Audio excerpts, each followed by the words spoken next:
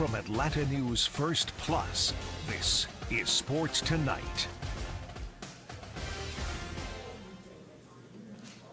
Welcome into Sports Tonight. Emily Gagnon here with Lee Smith. It's Monday, March 11th. Lee, how was your weekend? So good. Yeah? So good. Did you do anything? Actually went back to Birmingham and I was in a wedding. So, yeah. Lots of fun. Oh, yes. Whole lot of fun. But I know you were with me on Sunday, yesterday. Yep. We were at the Hawks game. They lost to New Orleans. Perhaps New Orleans' size was a little bit hard to defend. I know that's not necessarily the story right now, but we do want to talk about what went wrong in that game. A lot. Yeah, Zion Williamson is a big boy, right? He's a big boy, and he can fly, too. Lee was shooting the game, and he's like, Emily, you won't believe these dunks. And it's just like he's so big but so nimble. Like, how do you move like that with that much weight on you? I don't know, but that's why he's the number one pick, right? But imagine if he were like in good shape, right? I know. That's what's unfortunate about the whole situation. Hall of Famer question? He's that good when he's not in shape. So imagine if he lost some pounds and actually really applied himself and stopped eating the Big Macs. I mean, I don't know if he eats Big Macs, but it certainly looks like he does. He was backing down Capella. Yeah. And Capella's like got at least like solid like 4 inches of height on him, but he was just backing him down on the post, and he was taking alley-oops from people. He was passing. Dude, he could pass really well, too. I was surprised. He's very athletic for the size, okay? Yeah. And like you said, former number 1 overall pick. He's had some weight issues. He struggled with it basically his whole career in the league. He's also had some off-the-court issues, too. Yes. But still, they beat the Hawks. Yeah. The Hawks were going for their 4th win in a row. The Hawks are beat up. That is the story. They are absolutely beat up. Yes. Trae Young's out. Onyeka Okongwu's out. Jalen Johnson's out. And now we're getting word Sadiq Bey is out. Yeah. So those are 4 big-time key players for the Hawks. I can't remember the last time a team was this beat up at this time of the year, because right now you're trying to go on a run down the stretch. This is when you want to get hot, and it's going to be very hard for this team to get hot given how these injuries keep piling on. Yeah, and DeJounte Murray said it best last night when he was like, look, we're trying to do our best, but we just don't have people. And everyone else is still giving their best shot at us, and you want to be healthy at the end of the season, but it's just not right. It's not that right now for them. So you want to get hot right now, but this is not the way to get hot. Right, and I still want to see what kind of Hawks team we're going to get from a Quinn Snyder-led team, and I feel like we haven't got a taste of that yet. I don't know if it's just injuries or if it's the personnel that the Hawks have that might just not gel, or it just doesn't look like it's clicking. Because it seems like for a minute there, even without Trae, that they were kind of onto something. And I don't know what exactly that would have been, but they looked like they were playing a little tougher, more aggressive. I don't know if that has anything to do with it, but not having your leading scorer, possibly your best defensive player in Okongwu, your second best offensive player in Jalen. It's a lot to overcome. Yeah, and this is what they're going to be dealing with moving forward. They were battling, or they've been battling to at least just get into the tournament. And I don't know at this point, the play-in tournament, I don't know if at this point, Lee, if that's even going to happen. I don't think so. Yeah, and that's really, really tough. Yeah. So they're going on the West Coast. They do have a West Coast trip coming up, 5 games. They started the Trailblazers Wednesday. On Thursday, they're at the Jazz, a 9:30 tip on Peachtree TV and Peachtree Sports Network. So these games continue on our air. We love to have them. It is pretty awesome. And shout out to GJ, who is holding it down for this team right now. 41 points in Memphis, tying his career high on Friday. Yep. Last night, not as good. Double-double, 11 assists. I think it was 23 points. Bogey led the team with 25 points last night. So everywhere, people have to step up. Lee, I think I talked to you about this and how Coach Snyder talked about how it's the assists that they're missing with Trae. Yep. Because he was He's the one that moves the ball. in the league in assists. Yeah. And right now, it can't just be a DJ thing. It has to be an everyone thing. They need more ball movement. They need to share the ball more. So that's something else to look out for with the Hawks moving forward. But I mean, this roster is just falling apart. Yeah. And I feel like And you can only do so much with guys like Vit Krejci and Trent Forrest, and even though they've been good, Yeah. and Bruno, they've been good, but they're not, just not quite the same. they can't compete. They cannot compete with healthy rosters. And at this time of the year, a lot of rosters are banged up. That's part of it. That's kind of the thing. We're late in the season, but not as banged up as the Hawks are, right? Like Buffkin's out too. Yeah. So- Saw him in a boot last night, yeah. Yeah, I will say for Okongwu, Big O, he's in a walking boot right now. He has a sprained toe, but this is progress. So this is what you want to see. The fact that he's in a walking boot is actually good. We should get a status update on him later this week. So, to me, that's a positive in his situation. But They got a West Coast road trip now, so yeah, it's there's a lot. good luck with all that. There's a lot. But again, this upcoming Friday, you will get the Hawks at the Jazz at 9:30. Of course, it's a late tip.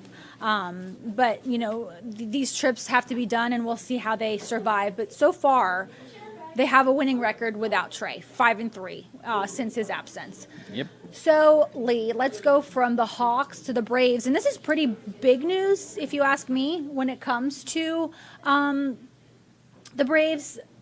Do you want to say it? No, go ahead. Okay. Go ahead. So we kind of get some, we can kind of guesstimate what their rotation is going to look like. Yeah. We know 1 through 4 basically right now, but that 5th spot is what we're looking at. Who's going to be the 5th guy in the rotation? It doesn't seem like anybody wants it. Smith Shawver has been sent back to AAA. Okay. So we at least know that. Today, that was the move the Braves made. They have to cut their roster down. So right now, I think they're at 29 men. They've got to get it down a few more. Yeah. So for right now, for the opening day roster, it does not appear as if he will be on there. And it doesn't appear like he got that So let's spot. go through who else is what? Smith Shawver, Ronaldo, Ronaldo Lopez, and who will get it. who I think, and then what? Bryce Elder? Yes. And Elder. And I don't know if Elder's really the answer either, so I think it might be Ronaldo. Yeah, and Yeah. you know what? They brought him in free agency, right? Yeah. He was a big acquisition for the team. So that's what, you do is you think, okay, they spent money on him.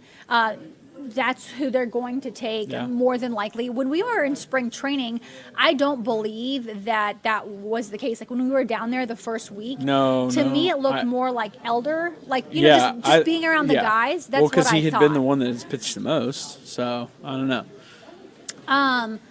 So yeah, it just looks like to me, that's who it's going to end up being because Elder struggled. But again, things could change, Lee. These things could happen. So there's still a little bit to go, but this month, Lee, coming up at the end of the month, it's going to happen where they have to play real games. Yep.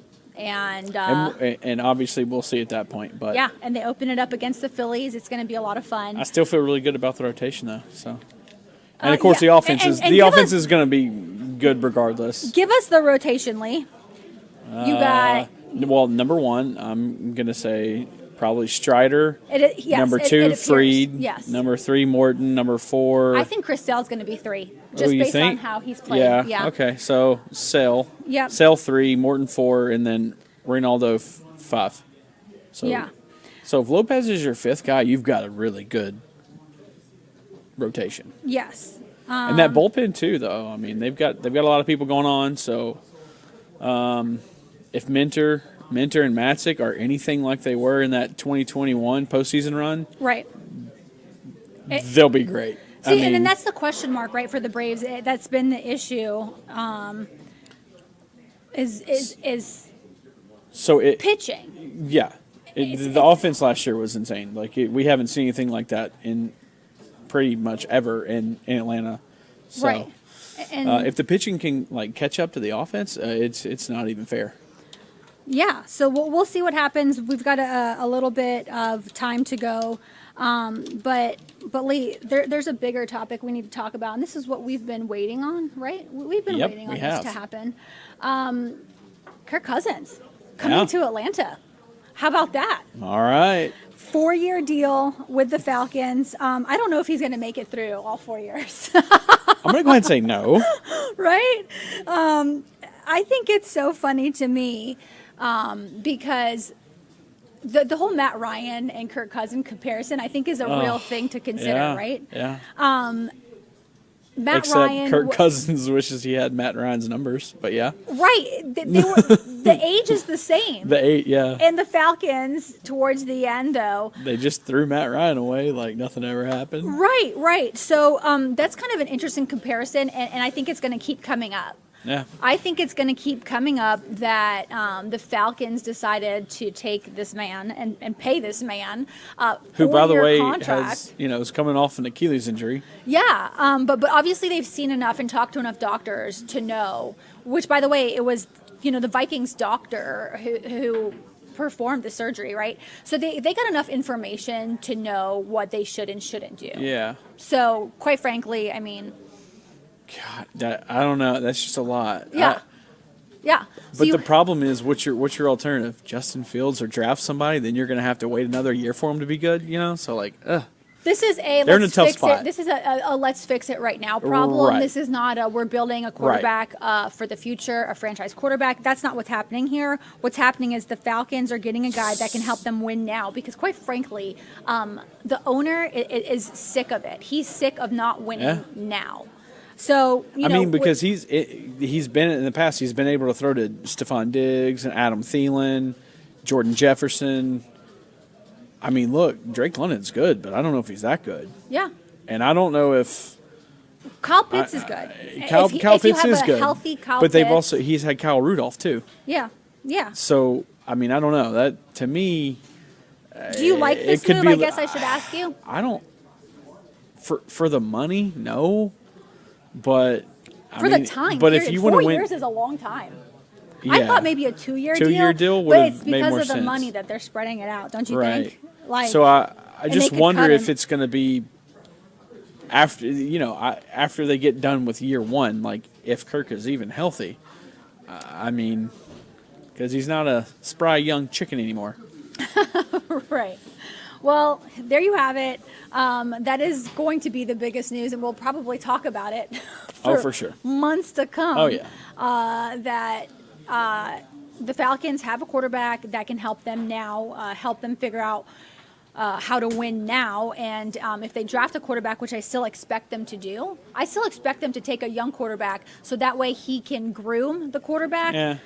Can develop a little bit. Yeah. Or if for some reason, like let's say you're crazy and you don't want to get a quarterback, you have a fix now, and you can get a quarterback next season or Right, whoever. right. Wild thought, get Carson back if he keeps improving. hey, we got we got Desmond Ritter's QB2. Yeah. I mean, I like that a lot better than QB1. I don't. To be honest with you, they do need to draft a quarterback because I'm going to tell you what, I don't want him as QB1, but I don't want him as QB2 either. Well. Because what happens if Cousins hurts himself again? We'll just make him QB3. There you go. Yeah. So you need to draft a guy. I still would use my first round pick on a guy, but Terry Fontenot's philosophy is always to draft the best player available, not the position you need necessarily. Yeah. So there you have it. We know what the Falcons are thinking. Today was the very first day this could happen, starting at noon, At and noon. they didn't So waste that was much quick. time. Yep, they wasted a couple hours and got it done. But that Lee, I mean, listen, we all knew something had to happen. A veteran Oh, had yeah. to come in. Oh, yeah. You couldn't bet everything on a young. Not you know, again. Not after Desmond. Not after Not Desmond. after Desmond. You couldn't do it again. So they No. did the right thing, and We'll see. we'll see what happens. We'll see. All right, moving on to Georgia Tech football. The Right. reason we're talking about Tech today is because they started spring football. Today's day one. Georgia goes tomorrow. That will be the Dogs' #1 day. But they're coming off of like a season that they can be proud of. Oh yeah. 7-6, won a bowl game. It was their first winning season since 2018. Their first bowl win since 2016. Beat Miami. Beat North Carolina. Yeah. So quite frankly, I do think this program's on the up and up. You have a coach who cares. He's an alumni there, Brent Key. I don't think it will matter to anybody more than him what's going on. But let's take a listen to Brent Key, what he said today in day one. And you got to remember, when you take a look at this team, they had one of the best offenses in the ACC last year, #1 run game, which a lot of people don't realize. But they have a quarterback who's coming back in Haynes King, who I do think, if he learns how to protect the ball and not throw picks, I think that he's good. Yeah, no, he's can really run, good. He can he's throw. really good. And they have that receiver, Singleton Jr., who, as a true freshman, was one of the best in the nation last season. So I think these pieces are coming back. It's going to work out. I mean, to me, he was probably the second best quarterback in the conference last year behind Drake May. Yeah, no, and I think, I mean, listen, at times, I think he actually played better than Drake May. He has flashes of greatness, but then he makes mistakes. He makes too many That's mistakes. true. 16 interceptions. And that Bowling Green game, he had an 80-yard run. And yeah, 80, when's the last time you've seen a quarterback run for 80 yards and just He's gone? super athletic, but he's bad. But then the next drive, he threw a pick. Yeah. So, clean up the mistakes. He'll be all right. Yeah, let's hear from Key real quick. He does talk about the quarterback and everything to expect this coming season, including a new defensive coordinator and a lot of new coaches. Obviously, it's the first day back out, having spring practice, and it's always great to get back out there, get out of the office. And things have changed a little bit than they were several years ago because you have so much. You have that extended time with them in the month of February when we get off the road. So there's a little bit of they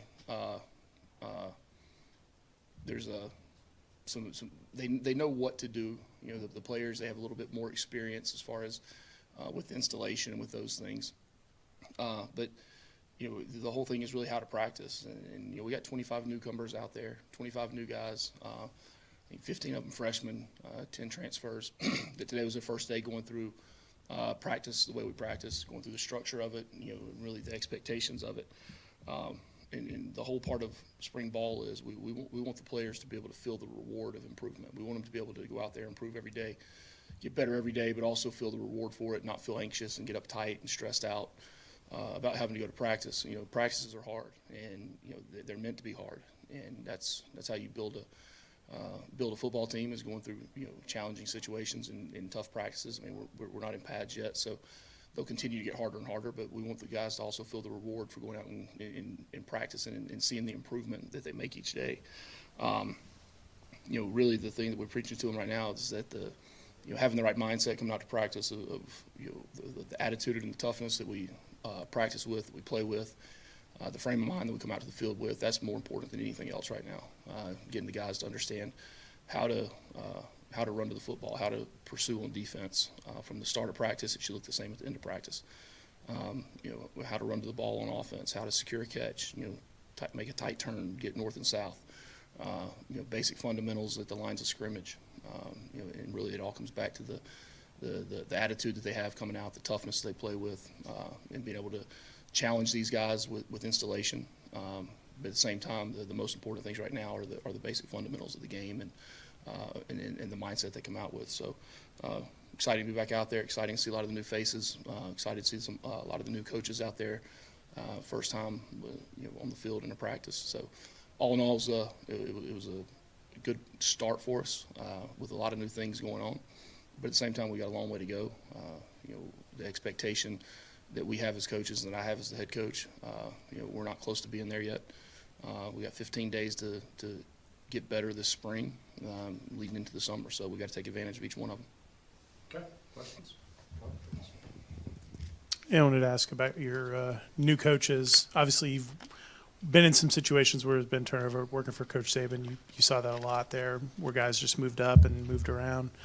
How did you put together your defensive staff and kind of can you maybe tell us a little bit about each guy you added? Yeah. So, when I made the decision to make some adjustments and changes on that side of the football, talked to a lot of people. Talked to a lot of people in reference of guys. Talked to a lot of people as far as interviews go.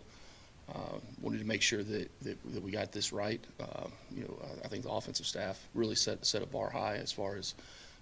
And look, I'm not talking about the outcome on the field on game day. That's inevitably what the outcome becomes when you put a good staff together. But just the way that Buster goes about managing the people in the room, putting things together, the organization, the detail that's coached, the progression, the teaching progression, all of those things, and then the way that room really fits together. So that was really the standard that we're looking at, and it's you go through the process of talking to people for different spots, and really lucky to be able to hire Tyler as the defensive coordinator. It was actually he was the very first person I talked to in all of it, and fast forward, was it 4, 5, 6 weeks later, ends up being the guy that we're fortunate enough to be able to get. He's wise wise past his years. You forget a lot of times what his age actually is, especially when you see him, the energy he coaches with, but the detail he coaches with, the toughness that he coaches with. He's been around really good coaches in his career, and I think the outstanding thing about him when you look at what he's been able to do and what he did at the last place he was at was he had a group of guys that really played. They played cohesive. They played together. They were good statistically, but that's only that's because of the way that you could tell that they were coached, and that the expectation and the demands of the expectation that they had on that side of the football. So excited to get him, and Jess is a guy that I've known a long time. He's as respected as anyone there is out there as a defensive line coach. But what people probably don't know about him is just the relationships that he's able to have with those guys, the players in the room. And when you have those relationships, you're able to push them and able to do a lot of things with them, and really push them out of their comfort zones. And I thought that's what we needed. But he's also a very detailed coach. He's very technique driven, to be strong technicians.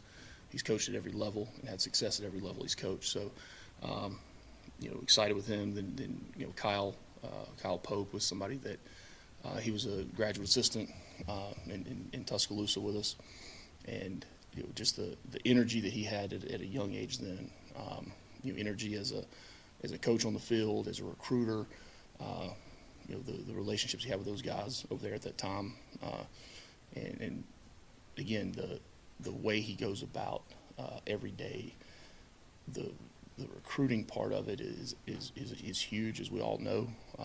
He had proven then to be a very successful recruiter, then goes on and works at a couple different places and proved that what he was doing as a GA 6-7 years ago, was able to develop that and become an even better coach. And really excited having him and working with the ends and the outside backers if we go into a 3-4 type mold, but him and Jess working together, really good pairing, feed off each other, and really expect big things out of those two guys, and how our guys are coached and how they play.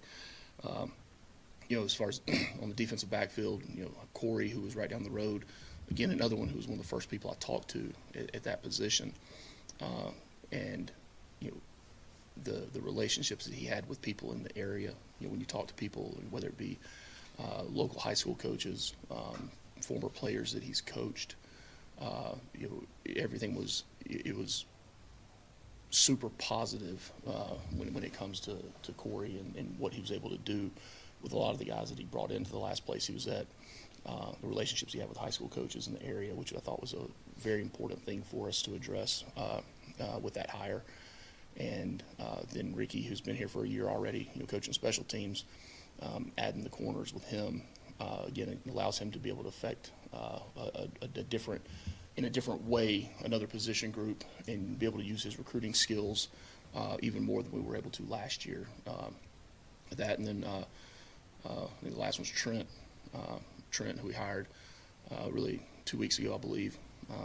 Be able to see him out there for the first time really with those guys, and it'll be exciting to watch him as well. But again, it goes back to the people you talk to in the process of hiring guys.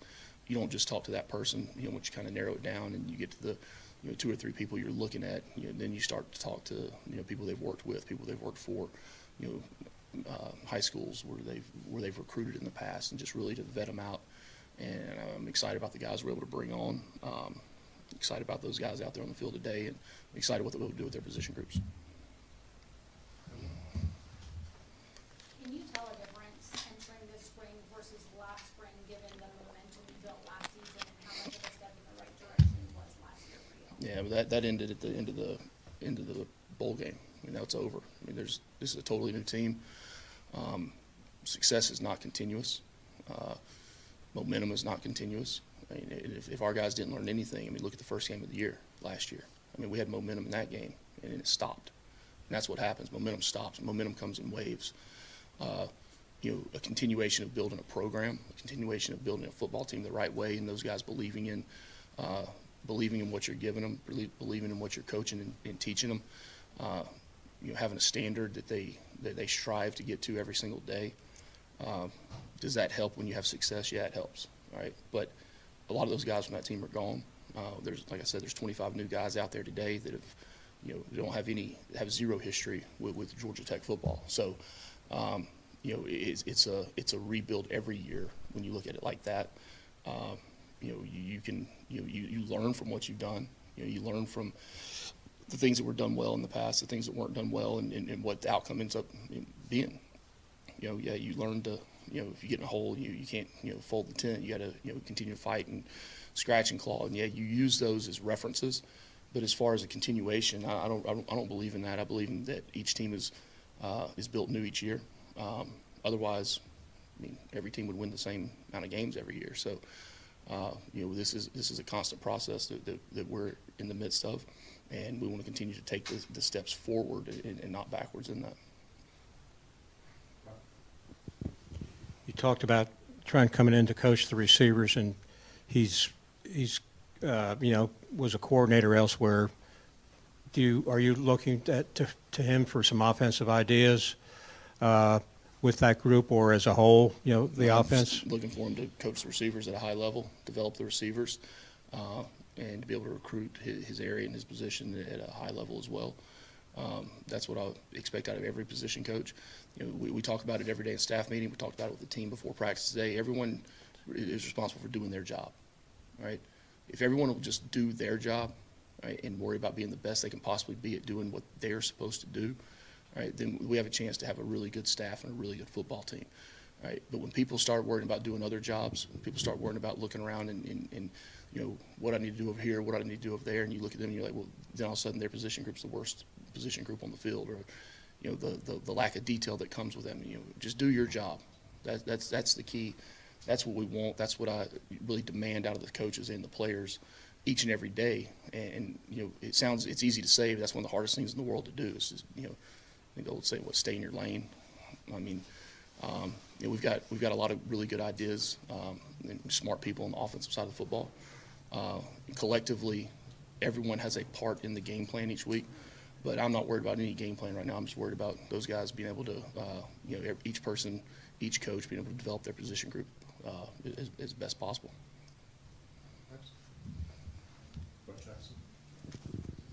Coach, how's Leo Blackburn been progressing from his injury and everything? Yeah, I mean, what was it? How many months ago was that? Was that 10, 11? He's back. He was full speed, full go. I like that hat. It's cool. I think the little thing on top is what makes it the best. No, I was down at one-on-ones today with the O-line, D-line, and turned around one time and saw Leo with a nice catch across the middle, and I just looked up and said, wow, man, it's good to see. All right, that was head coach Brent Key with Tech. Spring ball's back. Lee, what's on your mind? You've got like 10 seconds to let me know. Kirk Cousins, new quarterback in Atlanta. Let's go. Let's see if a new winning era starts now. They need to win. We'll see you later this week, guys. Thank you so much for watching.